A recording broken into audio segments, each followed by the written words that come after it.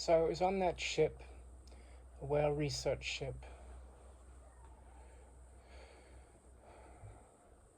200 miles off the coast of Costa Rica. And something was off, right? There was this difficult family back home, and going back to their, I remember my mother, they've got a house, they've got two houses, they've got an apartment and a house, and they're kind of well set up, middle class people. But I remember coming back in my 20s, and she says, I don't know how you live the way you do, because I hadn't, really chosen a career. I was very drawn to spiritual things. And I said, I don't know how you live the way you do. And what I meant was that there was so much upset, there's so much judgment, there's so many attack thoughts. And by that time I'd met Tara Singh, who spent 5 years in silence.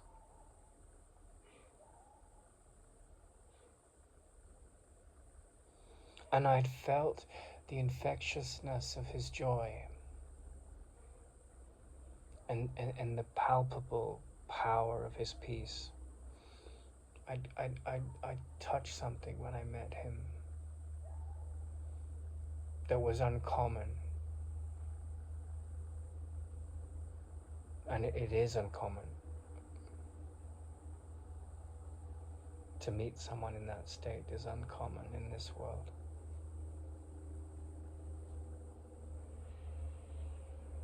So you have an experience like that and you're not the same person anymore.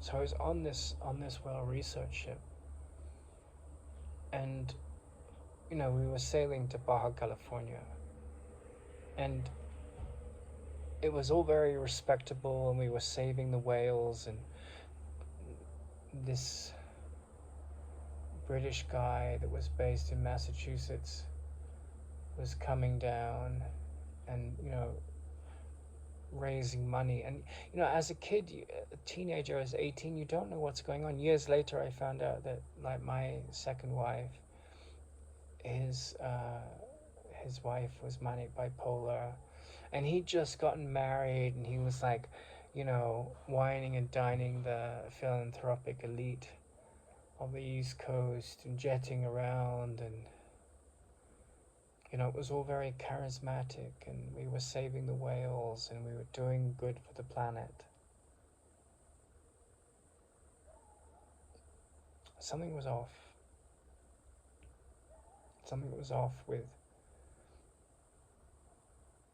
not with the lifestyle of that particular path, but with the busyness that people spend lifetimes enrolled in, that overlooks the essential, fundamental reasons for why we're here. And I felt it. It was a nagging feeling in me all through my childhood, and the nagging feeling got stronger as I saw the desolation of the world.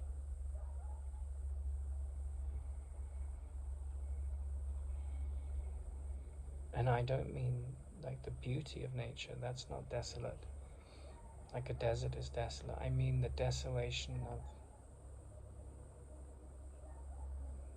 man's psyche, the desolate vista of man's psyche.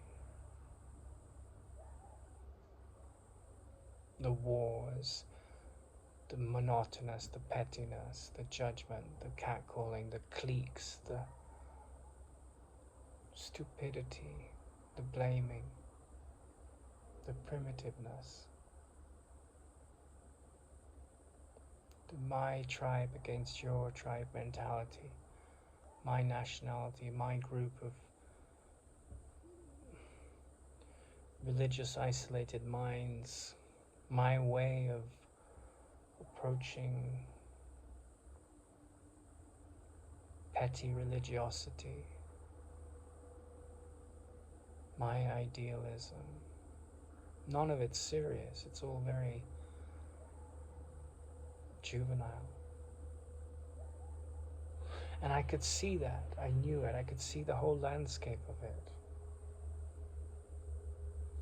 And so I was very tearful because I'd found this, I was just fresh from being in quite a difficult home with many challenges, especially psychological ones.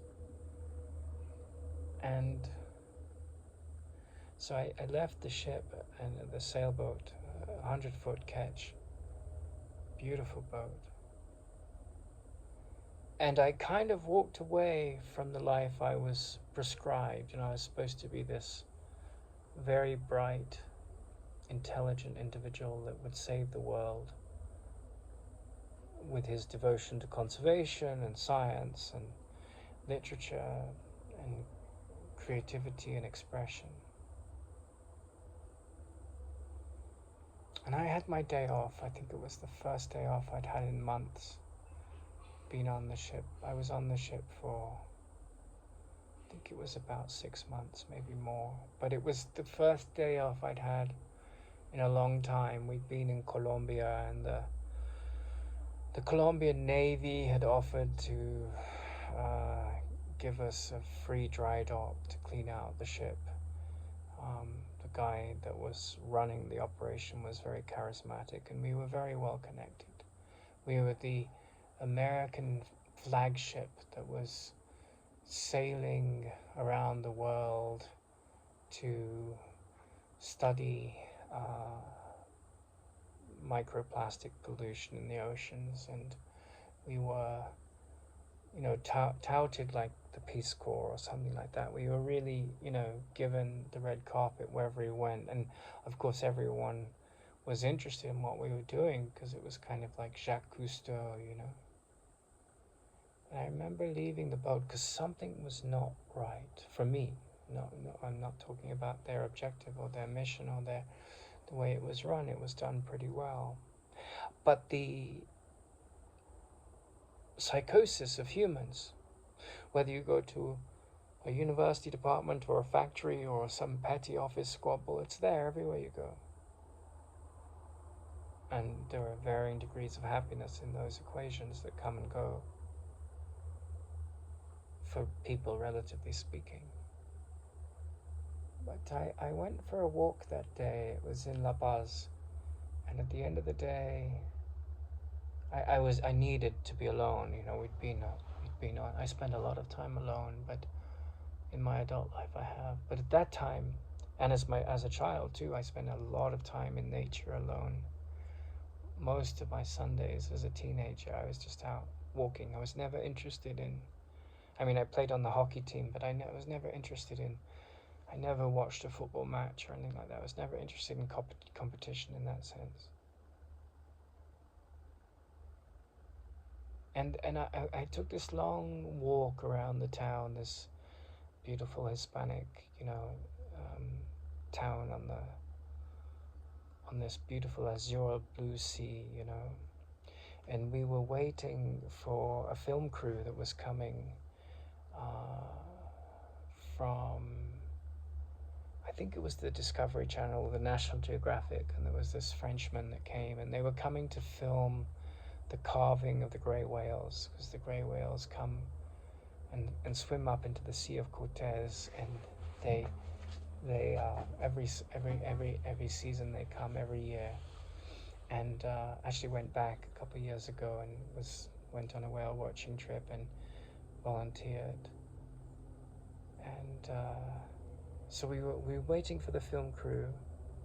They were coming any day, and this was my day off. And I went out with them, of course. But yeah, at the end of the day, I met this Iranian man, an American Iranian. He'd left San Francisco. No, he'd left Iran around the time I was born. He was a teenager. So he was about 20 years older than me when the Iranian Revolution happened and the Shah was overthrown. And I met him, and I think I'd smoked a couple of marijuana joints in my teens, in my early teens. And my father was an alcoholic, so I grew up in an atmosphere where addiction was the norm, and was quite dark what I had to witness at his hands. But I he has many good qualities too. But if you're handling living in the home of an addict, it can have a very long, multi-decade journey to heal. So he offered me a joint, and we went and smoked in this beautiful place. And then we really bonded for the rest of the evening. And it was like some, in the myths, this older male character comes in and he plays a role. And he was this incredibly mercurial character, He had been just, he was very good at buying and selling and fixing up cars, exceptionally gifted. And then he trained to be an actor in Hollywood,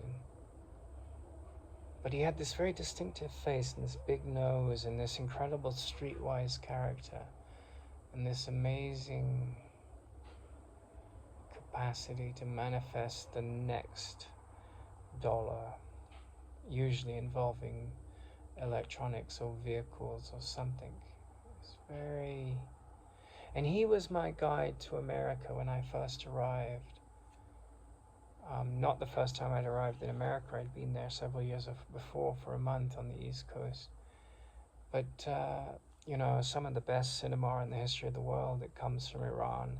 And I don't mean Iron Man and gadgets and gizmos, but the real subtle emotions of family life and the hardships of life. They have an extraordinary body of cinema and culture. I mean, Rumi, Hafiz, the great Sufi poets and mystics came and walked through those lands that we call Iran today. And what was then Persia in times past. But he had that Persian nose, a very distinctive characteristic. And this is where the myth of Gilgamesh comes from. And he introduced me to Gilgamesh, and he introduced me to mythology and Joseph Campbell and the best of American culture in that sense. And he was one of the things you find if you travel in Mexico or Iran or places like that. The stories that people tell you, they're incredible stories. They're not just corporate stories in offices. They're just extraordinary cultures. And so we bonded. We got on very well. He was a straight man, and I was in desperate need of a masculine role model that connected with the heart, and it wasn't just like science or jobs or transactions. And he invited me to go to Los Angeles. And I didn't need to think about it very much. I just sort of knew that was the path. I think it was the combination of the marijuana and the excitement and the dialogue, which was so wide-ranging, and this kind of dynamism of this person that was a real single-handed dynamo. He didn't need this big ship and all these people and all these grants. He just spent weeks living out on an island, fishing every day, and he was it was like something out of a Ernest Hemingway novel, but real life. And so we traveled across, and I made that trip in reverse a couple of years ago on my own in a van. But he and I traveled up in a van across the desert landscape, and it's an extraordinary, varied landscape. Baja California. I have a great fondness for Baja California, and we were listening to the Gypsy Kings and the Eagles and Hotel California, and it was, but mostly the Gypsy Kings. It was a big part of the music we listened to, and I really fell in love with that because it has that Middle Eastern influence in the Spanish music, and it's beautiful, really beautiful. Bambolea, it's this extraordinary music, but it has the arias, the the religious wailing and praising and adoration of God. It's hidden in that music. That's why it's so lively. And it has the beat of the classic Spanish guitar. And so we drove to Los Angeles. And I would say this was the voyage of my seriousness, because I'd gone from this evolutionary biology, which was about, let's find the meaning of life and break it down to genetics, to, well, a little prior to that, I'd been working at the BBC Natural History Unit with David Attenborough, just for one day with him, but for a week at the Natural History Unit. I was like, will I be a natural history filmmaker? And then will I be an evolutionary biologist? And then what about being a whale scientist? And they all kind of dropped away. And then Joseph Campbell came into my life, and I watched The Power of Myth many, many, many times. I watched that PBS series, the interview series with Bill Moyers, the American journalist. And it was sort of preparing the way, because in the early days, in the 20s of Krishnamurti's journey as a teacher, he was sailing across the Atlantic from America to Europe, and when he was on that ship, he met Joseph Campbell. Joseph Campbell was on the ship at the same time, and they had this lifelong friendship. And so, my teacher that I met in Los Angeles was for 30 years a student of Jiddu Krishnamurti. And I would say that seriousness and longing are essentially the same word, because they both pull you. And, the longing in my teacher goes to see Krishnamurti because he's met, Prime Minister Nehru. He's met Pearl Buck, the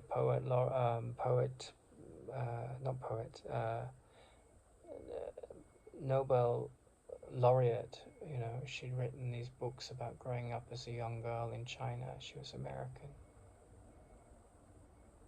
And he met, these extraordinary people, great scientists and so forth. But then he met Krishnamurti. And he said, I have to get myself a piece of whatever he has. That longing, that seriousness. And Krishnamurti said, I'll see you in 6 months. They were in New York. And he said, well, okay, where? And he said, in Ojai, which is a couple of hours north of Los Angeles.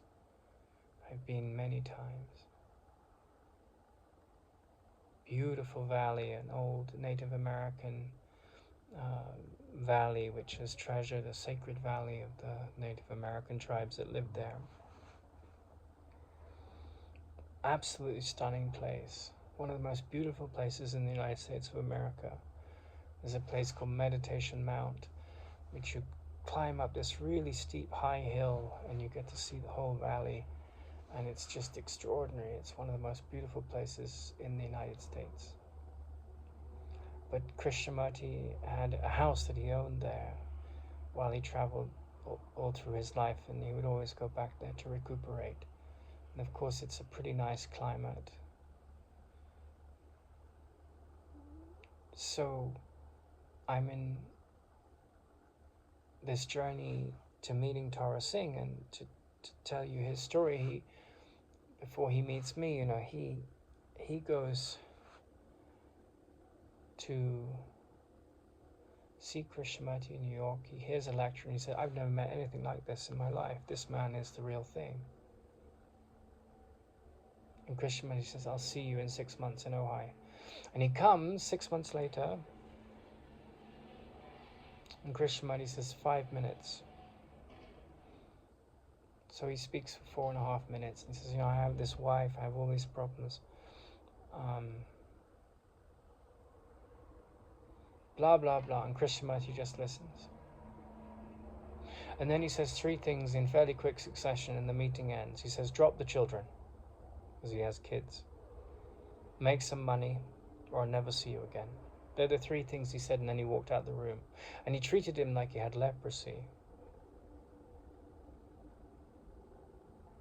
And I had a similar experience when years later meditations led me to India. The yoga teacher treated me like I had leprosy to an extent. But he never extended much warmth. And he knew who my teacher was, and my teacher was an extraordinary being. And I dropped everything to be with that teacher. I went to Paris and found a wife and came back and spent a year next to him. My wife was an American from Minnesota, my first wife. And I knew he was the most important person I'd ever met. There was nothing casual about him. So dignified, so noble, so able to see through bullshit, wouldn't suffer fools gladly. Not for the faint-hearted. And he wouldn't mince words, he'd go straight to the point, and you couldn't bullshit him. And you could talk about anything, and you wouldn't be scandalized.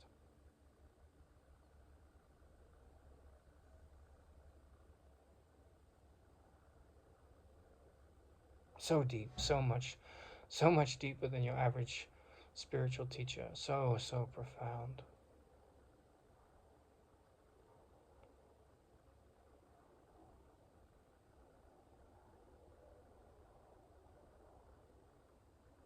And, his longing brought him to that juncture, and it was like a wall. It cut through all the problems in the mind.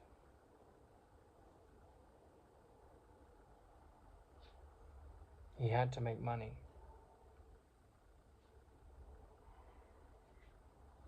And he had some visions, and led in the vision of a single-cylinder motor, 1950s India. And so he had to go and take care of the children and make sure that his wife and children were taken care of. And then he had to come back with money, enough money to tell the world to go to hell. And he followed the visions as I followed visions in my life in a similar way.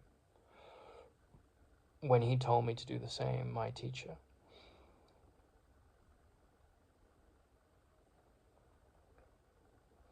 Because love doesn't demand anything of anyone. And you see all these spiritual teachers with the begging bowls out and please donate. And I have a donate button on the website for the animation that we're building and things like that. And it's not my place to judge others, but I'm talking about the impeccability of this man. How he was in a league of his own, and that league spoke. It still speaks to this day.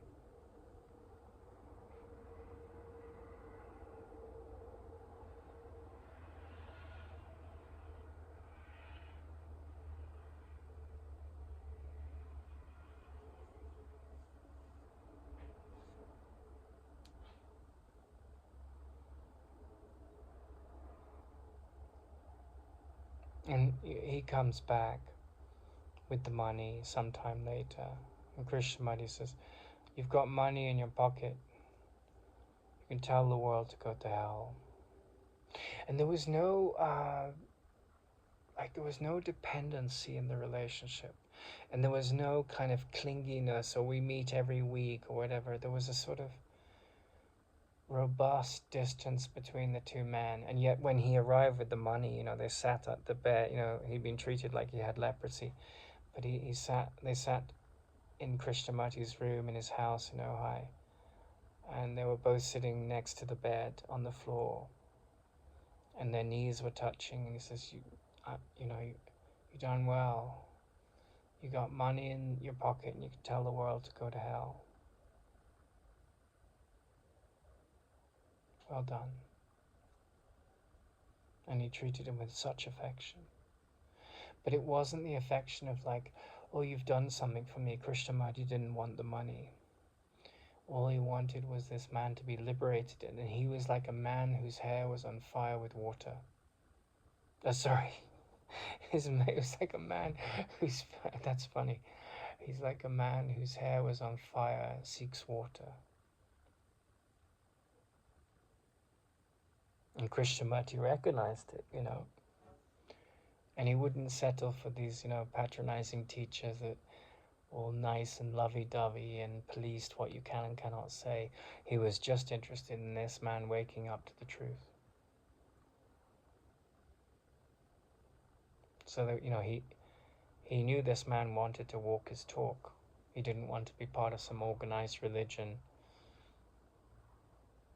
He didn't want to condemn any of that, but he wanted to be liberated, like the Buddha, like Christ. Not as an idea.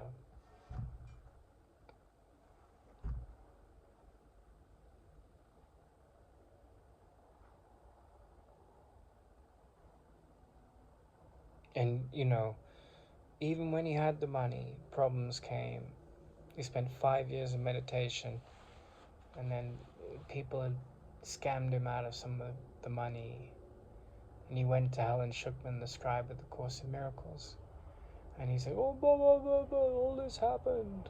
She said, oh, is that so? He said, yeah, it's terrible. And she said, that really sucks, doesn't it? I think she said something more kind of in your face, because when she was in her right mind, she was a very powerful being. She just said, well, poor you. Gonna have a pity party?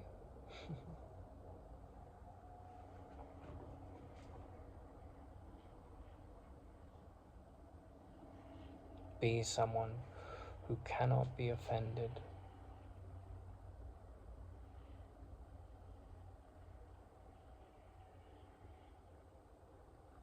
That's strength. But most people idolize their nation or their forefathers or their trauma or their Course in Miracles or their community or their position or their status. He threw all of that out the window because he was serious.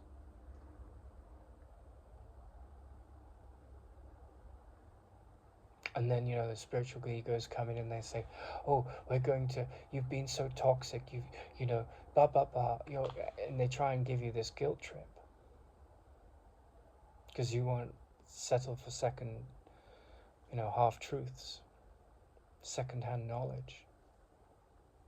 You'll just read the Course in Miracles and, oh, it's very nice. It says, I'm the light of the world.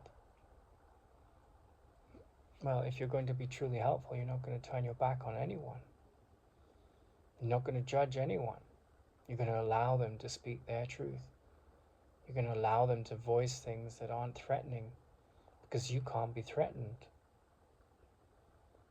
That's the kind of magnanimity of love which created you as itself. But it doesn't suffer fools wisely. Its petty agendas of my tribe. I'll be nice to the vegetarians. I'll be nice to the people that, make my special pronoun into something really important, and I feel special. Now, that doesn't float with a person like Tara Singh. He says, you're not a body. And here you are obsessing over your pronouns, like an immature child clinging to a toy, as if its gratification comes from outside you. No, you're projecting that. In the Bible it says, there is a time for all things, and you drop the toys of childhood. But we cling to these immature theories. Oh, you can't talk about addicts in a disparaging way. We get these holier than thou spiritual egos. I had an addicted father. Well, so did I. Do I love him? Yes. Do I see his turmoil? Yes. Do I see what addiction is? Yes. Alan Watts was an alcoholic. I have a friend who knew him well, very well. His wife was a worse alcoholic. Neville Goddard, another alcoholic. But to talk about this, oh no, you can't talk badly about alcoholics. Who said I was talking badly about alcoholics? I had an addiction to marijuana for a while. Hetu in Sanskrit means root, the most difficult habit to break. When I'm stressed, I can see that habit coming in saying, oh, temptation, temptation. Drop the children. I am determined to see differently. The stress comes, the Hetu habit knocks on the door. Oh, you offended me. You talked about alcoholics. I have addicted family members. And then I'm leaving the room, right? So this is something that happened in a Course in Miracles chat by someone that has a podcast. You're a bad person. You've spoken badly of people that are Course teachers that we need to revere and only see the light in them. And there was, Krishnamurti saying, look at all these gurus, full of their self-importance and their double standards. They're not walking the talk. When it says, I'm determined to see differently, it means that I'm going to go through a revolution of consciousness. I'm going to become so impeccable.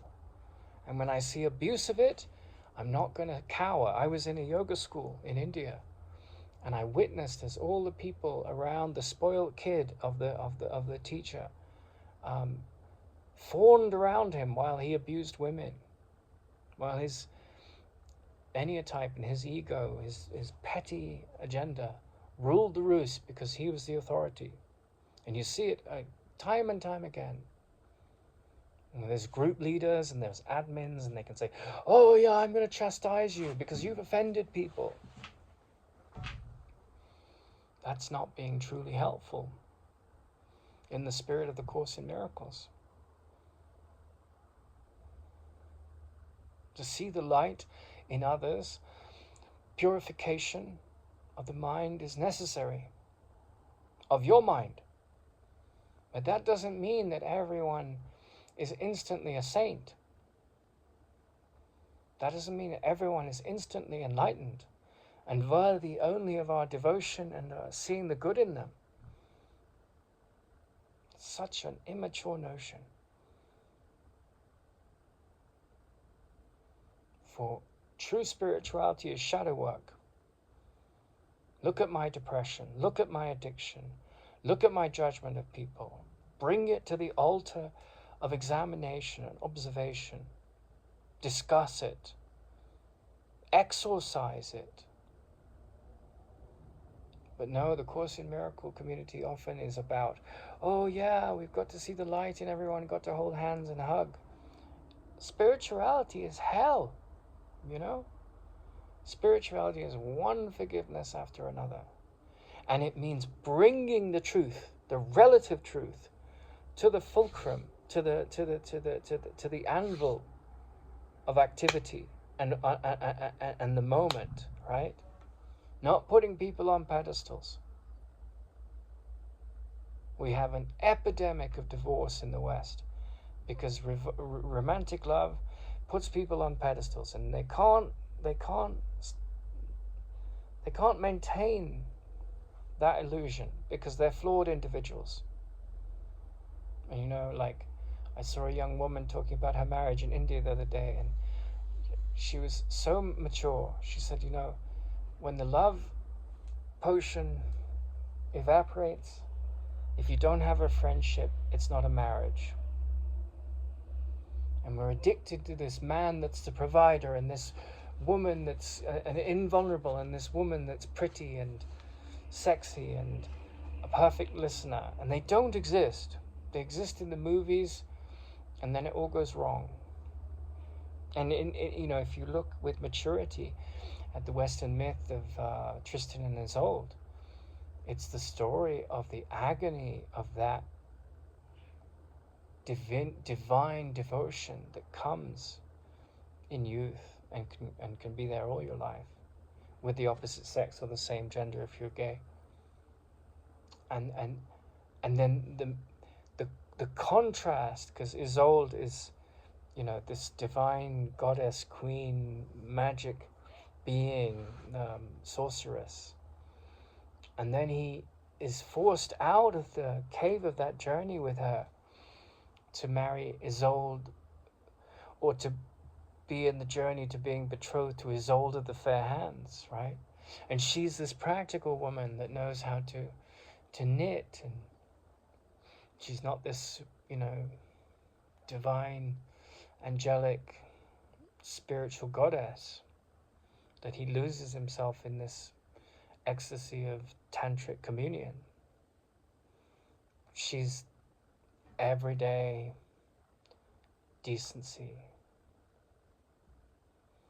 And he can't marry those two aspects of the feminine in himself. And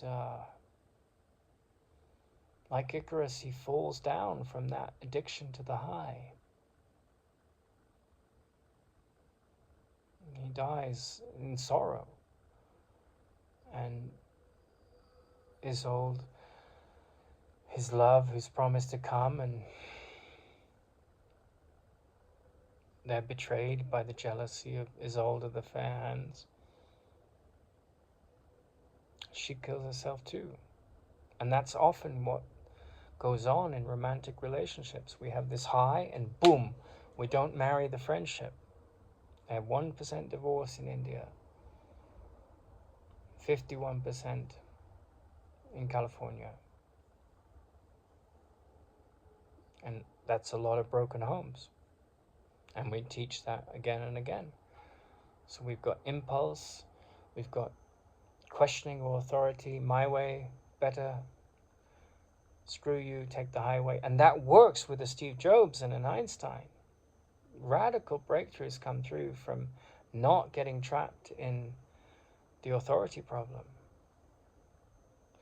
But when it comes to marrying the androgyny in yourself, in the mature avenida of relationships that masters the shadow, most Westerners are complete failures at that, whether they're successfully married or not, because they're living in the mythos of this romantic high. And if they don't get their fix, man or woman, they take it out and project it onto the world, and you're not good enough. Well, Tara Singh saw through that. I've seen that through that in my relationships. I've seen through the folly of that, the danger of that, the risk of that. I'm not saying I won't marry again. I'm saying I'm way wiser now than my first two marriages, because I see the addiction that Westerners have to that high note. The Indians don't have that problem because they go and watch the Bollywood movies, they get it out of their system, and they go home to their wife and they raise their children. And it's a 1% divorce rate, and that's what the tradition gives them. And of course the Western women will come in, and the feminists will come in and say, but those women are treated badly. Well, that's not the case. They haven't lived in India for 10 years. It's a whole mixture of stories, just as it is in the West. But it's a patriarchal culture. And I remember going indoctrinated by that thinking as a Westerner and thinking my culture was better. 10 years there, you get humbled. You see that it's not so simple. We're better than you. That's cultural superiority, snobbery. No humility in it. And of course, when I went to the university, they were full of one day they'll be as evolved of us in terms of relationships. This was the PhD that got fired that was supporting the abuse against me. So one of the things that seriousness brings you, longing brings you, is contact with the combustibility of the truth. And it burns through all the lies. the pettiness. And people saying, oh, no, no, no, the Course in Miracles means to, you know, um, love in this way. To put a condition on love. If there's any condition you can put on love, is it makes no demands and it doesn't make the other or self feel guilty. But the clever spiritual ego is so cunning, you know, it can get on a pedestal and overlook the primary nature of man, which is the midwife and the husband, right? Once you've gotten over the power of the hormones, which keep recurring throughout the life, the sexual drive, you've got the midwife, right, which is the nurturing feminine, the healed feminine that is nurturing, and you've got the husband, which is the healed, nurturing masculine, right? And they're both purposeful, and they're not about, I'm not speaking about the role of being animal. I'm not speaking about animal husbandry or plant husbandry or midwifery of young children. I'm talking about these words in the sense of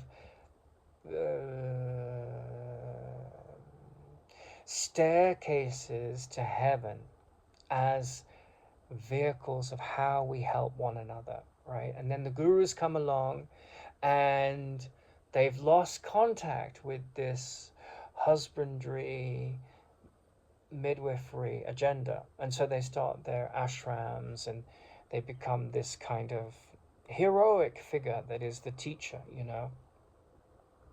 And then they, you know, because we've got so many broken homes, they've got this stability and they're giving this message of God. And we, with our brokenness, come to those teachers, and most of them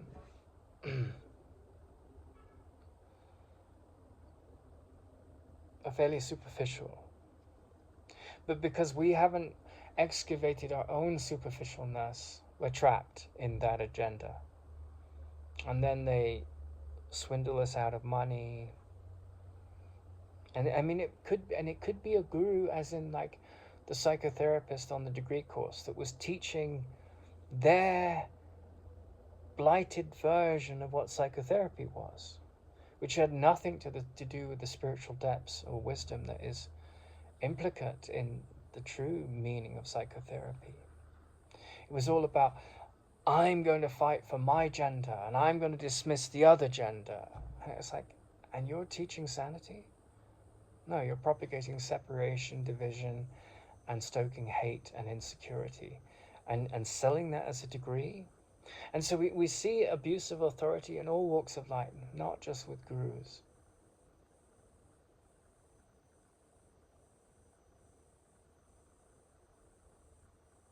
And so, you know, going from Oxford to the scientific world to sort of this bohemian culture that I was moving in after my friend from Iran, Iranian American, left for Thailand to marry a woman he'd met there. I saw the hypocrisy of it all. I saw the pettiness of it all. And then I meet Tara Singh in this very sophisticated, vast, sprawling city that's Los Angeles. And the first thing he said was, determination, determination, determination. Not one of you in this room know the state behind that word. I'm not a victim of the world I see. I can't be offended.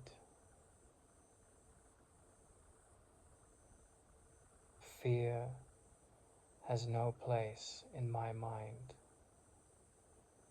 There is nothing to fear. And when I started to recognize the significance of his inner state, you know, you meet someone like that, it was like Rumi meeting Shams, his teacher, you know. And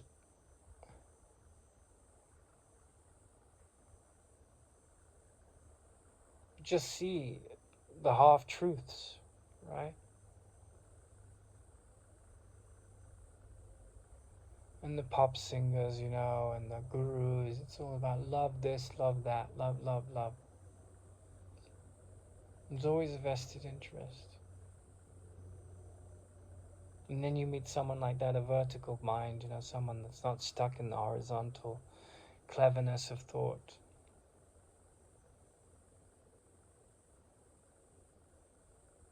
Not trying to start a congregation,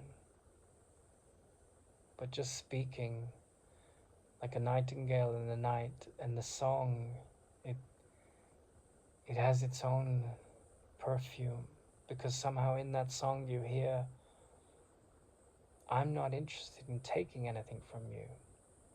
My song is the music of the universe. In hearing my song, in resonating with what I'm saying, you can discover an awakening process that liberates you from insecure demands, illusions. That's what his voice said to me the moment I heard it. And this is 30 years on from when I heard it. But that's how it spoke to me. I was there, and it was like Richard Dawkins was talking about what's happening in the world, and it was all about, the genetics and the natural selection. And then the whale research scientist was talking about, the pollution of the oceans and how we have to save the planet. And then the Bohemians were saying, just be here now, smoke a joint, everything's peace, man. And then there was this man, and he just cut through all of that. And the genetics thing was one of the hardest things to see through. I had to go to India to study the Yoga Sutras for that. But, we think that the genes come by chance. Dawkins wrote the book, The Blind Watchmaker, which is this idea that, a blind watchmaker was behind the universe. He's kind of a very Christian. He was raised in a very high Anglican Christian background. I think his parents had quite some establishment in that. I can't recall off the top of my head, but I think maybe his father was a bishop in Africa, something like that. But he's the patron saint of atheists, in a way. You see him up on stage with Ricky Gervais, and they're talking about how everything's just happening by chance, and it's just like, oh God. And then you understand the vasanas, the samskaras, the things, how habits of thought is coding for the genetics. Ingenuity, chance, mistake, error, lesson, learning, mutation. All of that's behind the evolution of the physical. The mind is pulling these instinctive changes and coding it into the genes. And then the addiction and the bohemians with their cynicalness, their cynical behavior towards the family that live in the suburbs, their sophistication, and then the corporate world in the big city, and how we're better than the villager with his farm instruments, and the homegrown love. And you see it all, and you don't judge any of it. But then you meet a mind that will drop the children to find the truth. He won't make anything a problem. He won't get offended. He won't ridicule. He won't pander to insecure spiritual egos or petty agendas. He'll find a way to cut through the crap. And I was intoxicated by his presence. I mean, I went to London After, like in my mid-20s, I was in London and Aberdeen in Scotland and in Paris. And then I had to, he said to me once, when I met Krishnamurti, I was grateful I was on the planet at the same time as him. And there was nothing in the known universe that could prevent me being close to him. And when I met my first wife in Paris, I had the same feeling with Tara Singh. I mean, I'd spent a year or two just listening to everything he wrote and spoke, and my friend would send tapes of his conversations to people. And I spent 2 years just listening to that.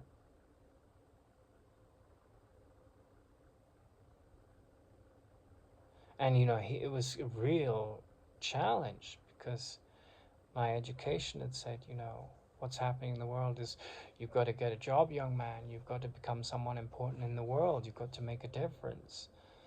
And to do that, you need to fill yourself with knowledge and qualifications. And there he was saying, education is undoing the conditioning of the illusions of the mind. And so it was like, my education was, a good education. It was making me swim upstream. And like, Carl Jung talks about this. He said the first stage of life is building up your ego, finding a place in the world. And the second stage of life is dying before you die. And at 19, I meet a man that says to me, you have to die before you die. That's the most important thing. Go and make some money so you can give yourself fully to that.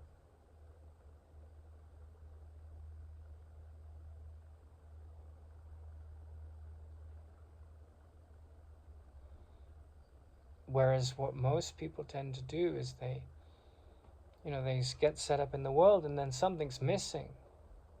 They may be a great success, but something's missing. And I felt that thing was missing in the career world, in the family world, in the bohemian world, in the academic world, in the commercial world. I felt it keenly on that journey up through Baja. And of course, I met this older man that took me in and nurtured me and was very loving and gave me a career path. I became a massage therapist and an artist model. I studied in the United States massage therapy. But my seriousness led me to a mind that was vertical, It wasn't going to give me a guilt trip. It wasn't going to judge me. It's going to say, look, there's something in you that's here to be truly helpful. Has no exclusivity in it. It's all encompassing. Transcends the mind and the body.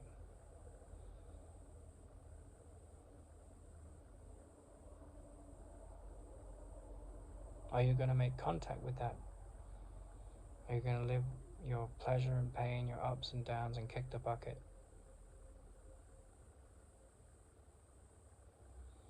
And he would say, a decision is not a choice. Because when you ask that question, are you going to make contact with that?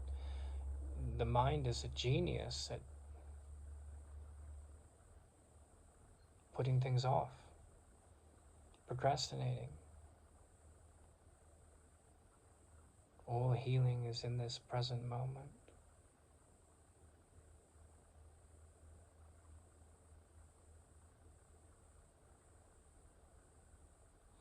And you can choose this or you can choose that, Choice is just confusion. This alternative, that alternative. I'll try this now, I'll try that. But decisive action, there's no alternatives in it. Yes, I'm going to do everything I can to make contact with that. I'm going to master mind training. I'm going to master training the mind to see the light in all, and not to suffer fools gladly, and not to fall for traps set by fools for fools.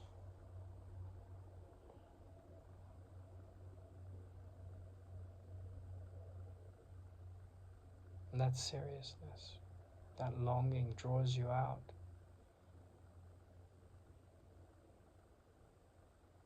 Won't settle for second-hand truths, pettiness, judgment, guilt trips, name calling. It will look at the facts and not evade the facts. And if it makes people uncomfortable,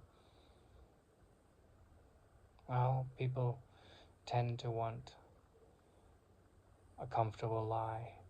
They don't want to look at the truth, you know? Drop the children. You really want God, you really want wisdom, you really want to transcend the mechanism that creates pain in the mind. Well, you're going to have to put your back into it. You're going to have to give up your excuses and your crutches and your getting offended over petty things. You're going to have to take care of what your responsibilities are. You're going to have to come to full maturity when all around you are blaming others and self. You're going to have to see the hypocrisy and not run away from it, but recognize it and confront it, and not be a party to that in your own manifest movement. You're going to have to see the double standards and call a spade a spade. My teacher, I asked him, what do you think of George Bush? He said, he's immature, he's classless, lower class, the kind of man that would take, a leader that would take his country to war over triviality. I said, what about the Dalai Lama? He said, bastard.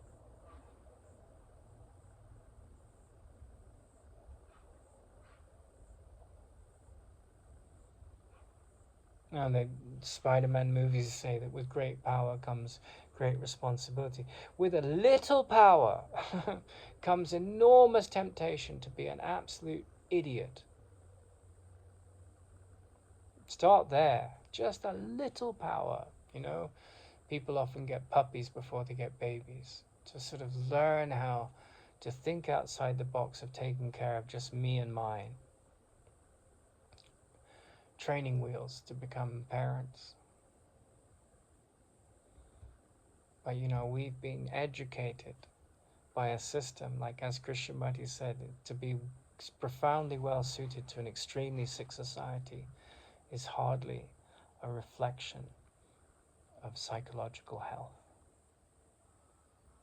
And we've been trained by our parents that are conditioned. They're doing their best at a certain relative level.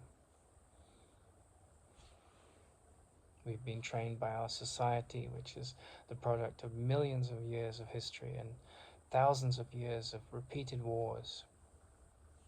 And we want to step out of that. What's your version of drop the children? What's your version of waking up to who you really are? To mastering, I'm not a victim of the world I see, no one can offend me. Because I'm not a victim of the world I see. That takes guts, that takes balls, that takes incredible tenacity and enormous tenderness and profound tolerance of self and others and their silly, silly, silly games.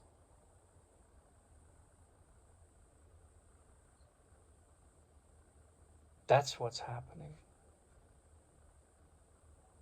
And when you discern all of that, it's a hop and a skip and a jump. You come to the question, who am I? What do I want?